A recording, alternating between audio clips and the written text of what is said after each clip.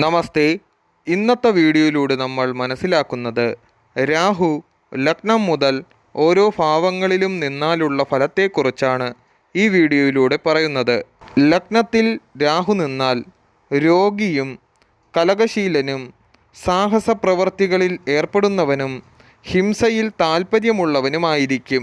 ലഗ്നാൽ 2-ൽ രാഹു നിന്നാൽ കുടുംബനാശം നേരിടുകയും മോഷ്ടാവാകുകയും ബന്ധുജനങ്ങൾക്ക് ദോഷം ചെയ്യുകയും മത്സ്യമാംസാദികളും മദ്യവും ഇഷ്ടപ്പെടുന്നവനും ധനമുണ്ടെങ്കിലും മനോദുഃഖം അലട്ടുകയും ചെയ്യും.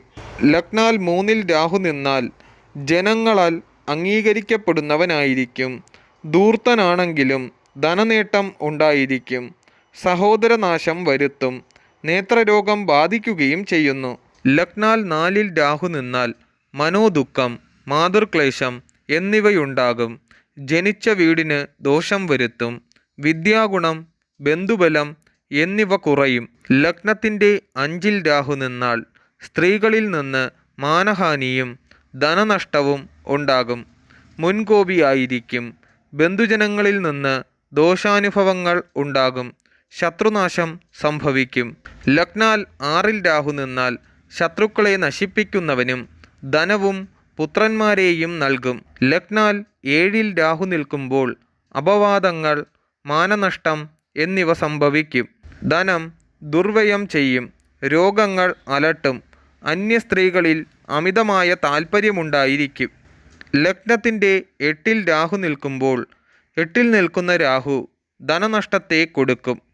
ഭാഗ്യ നിർഭാഗ്യങ്ങൾ ജീവിതത്തിൽ മാറി മാറി വരുവാൻ ഇടയുണ്ട്. ആയുസ് കുറവായിരിക്കും. വാതരോഗം പിടിപെടാം. സാഹിത്യാദി കലകളിൽ ശോഭിക്കുവാൻ ഇടയുണ്ട്. ലഗ്നത്തിൻ്റെ 9-ൽ രാഹു നിൽക്കുമ്പോൾ പിതാവിന് ദോഷം ചെയ്യുന്നവനാകും. സന്താനഭാഗ്യം കുറവായിരിക്കും. ശാസ്ത്രകാര്യങ്ങളിൽ ശോഭിക്കും. ശത്രുക്കളെ ഭയക്കുന്നവനായിരിക്കും. ഭാഗ്യദോഷം ഉണ്ടാകും. ലഗ്നത്തിൻ്റെ 10-ൽ രാഹു നിൽക്കുമ്പോൾ അന്യധനം, അന്യഭാര്യ എന്നിവ ആഗ്രഹിക്കുന്നവരും ചപലനും ദുഷ്ടനും ധൂർത്തനുമായിരിക്കും. മനോദുഃഖം അനുഭവിക്കപ്പെടും. ദീർഘായുസുള്ളവരും പുത്രന്മാർ കുറവുള്ളവരുമായിരിക്കും ഇവർ.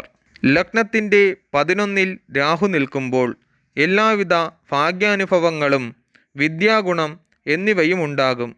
ഒന്നിലും ലജ്ജയില്ലാത്ത സ്വഭാവക്കാരനായിരിക്കും.